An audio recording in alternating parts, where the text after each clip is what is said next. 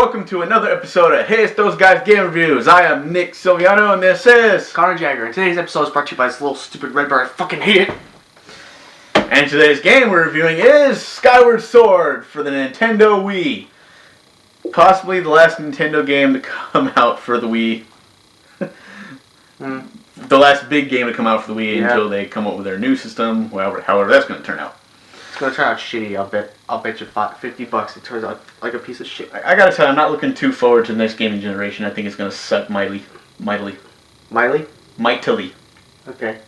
But we'll save that topic for another time. He'll be doing one of his rant videos. So anyway, Skyward Sword for the Nintendo Wii. Once again, we go back into the world of Hyrule, although it's not really called Hyrule yet, I guess. Who the hell knows what it's called? Apparently it comes before the Ocarina of Time. Like, enough Zelda games didn't do that already. Basically, you know what? Just don't even bother with the timeline placement. Fuck the timeline. Just play the game. All you have to know is it comes before Ocarina of Time. That's it. That's what they're saying. I don't know where they're going with this. Personally, I don't know where they're going with the storyline anymore. I give up. I'm just going to play the games. It's easier to understand the Metroid storyline now. We'll just go from there. So yeah, Skyward Sword, huh? Pretty interesting game. I think it's got a new. I think it's got a nice gimmick. The Zelda games you once knew took place on land. Then the Zelda game took place over the ocean.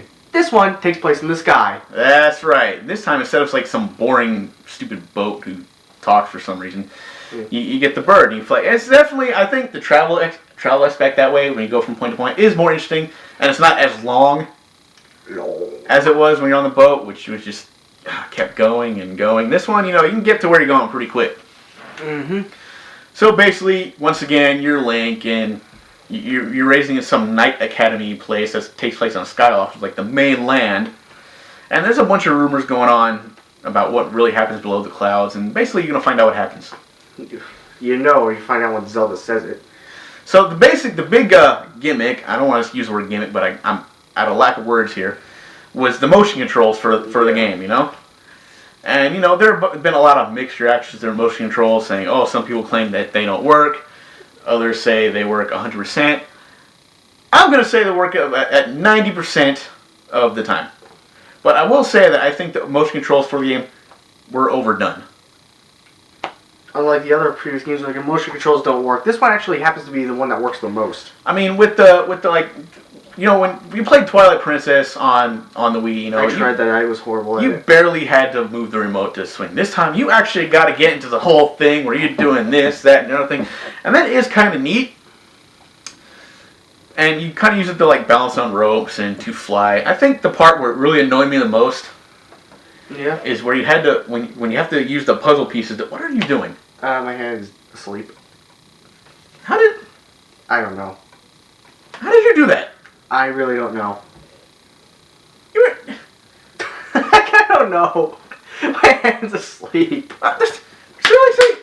In the middle of our video, you're doing this? My hand fell asleep. What am I supposed to do about it? Well, while you're waiting for your hand to wake up, why don't you give some of your thoughts on the game? Wow. Okay, there it goes. It fell asleep. Don't sit on it. I've only made it to the first dungeon, so I couldn't really say what quality the story has. I do know that the controls actually work pretty well for a motion control game. I think where the controls really kind of mess up for me is when you have to roll things. Especially the bombs, which don't become too much when you finally get your own bombs. It's not too much of a big deal because the bombs don't start to go off until you put them down or roll them or throw them or whatever. But at the first part where you pick up the bombs, the plant, from the plants, I like how they actually make the bombs look like flowers. And you have a time limit on that one, and you're sitting there trying to get into the roll position before it explodes, and you go to put it in roll position, and he just stands there with the bomb, and it blows up while you're trying to hold it. It's annoying. I'm not gonna lie. I think on that aspect, like I said, 90% of the time, I do think the controls work. There are a few instances where it's like, what the hell are you doing? Which is most of the time for him. But other than that, I think the controls do work very well. It's not something I'd make a habit of in future games. Oh, definitely not. I think Nintendo learned their lesson. I think this is the one and only game they should do it in, and when the next Zelda game comes out, let's not do the motion controls again, please. On that subject, what the hell is going to come out this guy? Futuristic Zelda where Link drives a car? I don't think they'll ever go that way. Or a motorcycle? I don't know. They might as well. Graphics, as you expect, they're pretty much the cell-shaded type, which, I think was kind of a... I don't know how to feel about this. I mean, it's kind of nice. It's got that artful color thing to it. But, I was kind of spoiled by the semi-realistic Zelda that was Twilight Princess. I thought this one was semi-realistic. Maybe I just forgot after all these years. The music is pretty good, only there's one part in the game, I think when you get to Isle of Songs, I swear that is Final Fantasy music. Probably. Like, when you'll see, when you get to Isle of Songs, it's like kind of midway through the game, you have to do something. It's Final Fantasy music. I'm not even kidding. I know. And the music where you're flying, that's pretty good too. It's kind of... I like the music for the flying, but other than that, like I said, the cel-shaded graphics are pretty good. I do like them, but the watercolor effect in the like when you look for it with your camera, it looks kind of nice, but kind of annoying at the same time. Interesting characters. Interesting control. Some annoying characters. Music's pretty good. So I would give... It is a good game. If you have a Wii, and you like Zelda, definitely pick up the game. I'm not at any point crapping on the game whatsoever. I'm just saying, it does have its negatives, like all games do, so it's not going to be perfect. You hear that? We like a motion control game, sort of. So, hey, the controls, at first, when you don't know what you're doing, it does seem kind of broken and stupid, but when you finally figure it out, it is a pretty rewarding experience, because at first I'm like, oh man, you know what, this is stupid, but later on I was like, die, motherfucker, die, get the hell out of here. I went crazy. I was having fun with it later on.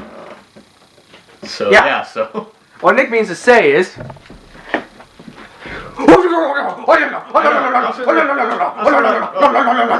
And when you finally figure out how to reflect things with your shield, you go like this, and you're like, if you try to use a shield, and something bounces out, your shield will take damage. If you reflect it back, it takes no damage. That's another thing. What the hell is the shield taking damage in this game? Maybe Seriously? I guess, who was in charge of this game? Shigeru Miyamoto? No. Who decided this? Oh, well, let's make the shield, let's give it a power bar. Let's kick you in the balls with this one. What? Who asked for that? I don't know. Whoever thought it was a good idea should die in a fire. I mean seriously, don't be giving me my life gauge and my shield. I will say one thing. At least with better shields, you get more, your shield gets more energy. But still, what the fuck is the point? But it's like, yeah, and when you reflect, you go like that, and when you're fighting, you're like, back, forth, slash either way. Hold it up to do a Skyward Strike. And like I said, the other thing with the puzzle pieces in the door instead of the giant key, you gotta like I said, it has those annoying parts. Most controls I think were overdone way too much. I mean, I was waiting for the scene where I have to use the controller to wipe Link's ass. Because there is a bathroom. In the Night Academy, there is a bathroom. There is a freaking toilet. So I'm thinking, this is the part where I have to actually go to the bathroom and use the remote to just like... Or, if I had to pee, just be like, I mean, seriously? I was half expecting that. And there's a shower, too. Could you imagine if Link had a shower, you're like... So, Jesus Christ! You washcloth, washing your hair and stuff like that. I mean, that would have been a cool minigame. You get a heart piece from that, you go, like, make yourself clean. Wash, rinse, repeat, stuff like that, so... Skin a chicken. I know, huh? You're cooking. You're like, I'm cooking. When does become that cooking? Oh, well.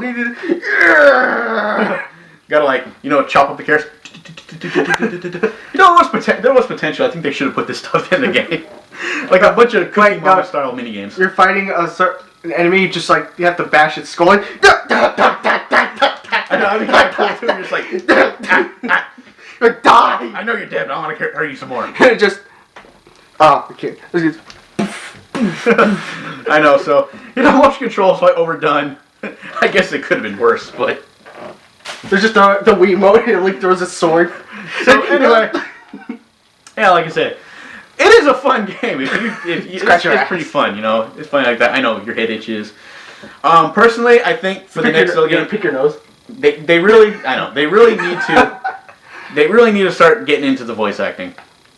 Instead of just use synthesized voices, that should be replaced with glass. On another note, that spirit within the sword bugs me, because, is it a spirit, or is it a robot? What the hell? I think it's less annoying than Minda, because this one actually respects you and calls you master, unlike Minda, who's a complete bitch who did nothing but make fun of you, and you're sitting there trying to help her, and she insults you, and just all that stuff. At least this one, she's like, oh, master, how may I be of service? You get your I Dream of Genie or I Dream of Master Sword thing going on. What? I dream of Genie. How'd you work She's that come out of the into sword, this? like come out of the sword like that, and like, oh, finally, you know, a sidekick I can actually like. I shall grant you 3 million wishes. She's actually helpful. I mean, the auto-tune voice is annoying, but she's helpful. She's nice. And like, hey, listen, hey, like, you know, as far as sidekicks go, I think it's like my favorite one. It was like the less annoying one. Does whatever. Master, how may I help you? I think that was great. I don't think Zelda will ever touch upon voice acting, but if it does, it'll probably just be everyone but Link who gets the voice acting. That's what I'm saying. There's plenty of successful games out there where voice acting all around. All their characters meet, they voice acting. And, you know, at least, you know, what I like about this one is Link has multiple responses now. Maybe like 2 or 3 at a time, but you should be like, yes, no, yes, no. You can actually be like a very heroic Link. You could be a sarcastic Link.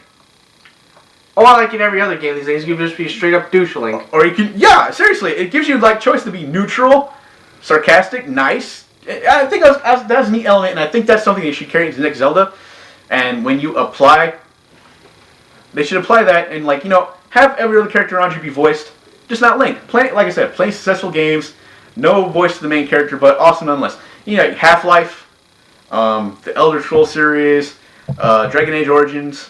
I told you to stop doing that with the fucking thing. You're moving the camera. Stop that. But, you know, so there are a lot of games where the main character isn't voiced, but you still get that good experience.